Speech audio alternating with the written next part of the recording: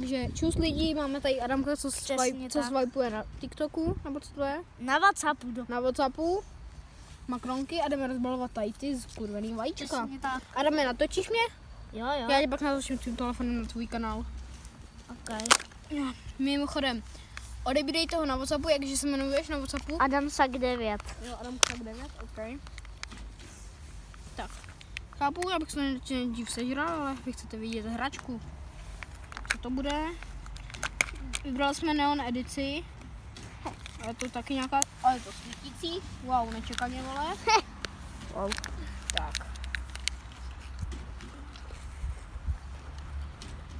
Tak to by mě zajímalo, kolik na tohle dáte lajků, protože hádám, že to bude na YouTube. Bude to na YouTube. No to vidím.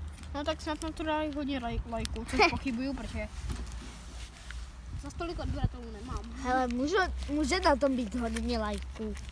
Protože když... Na jednom videu jsem měl 64 lajků a tam stačilo dát jednom stojícího psa, vole. To nechápu. Jsem totálně šílený, kamu. Ale mám vás rád. Přesně tak. Tak, ještě jdu ochutnat čokoládovou makronku.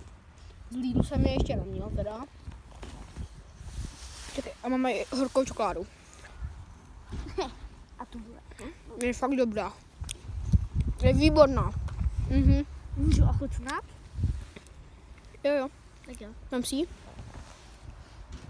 Taste. Výborná, že jo? Jo, dobrá. Tak se s váma loučím, čau.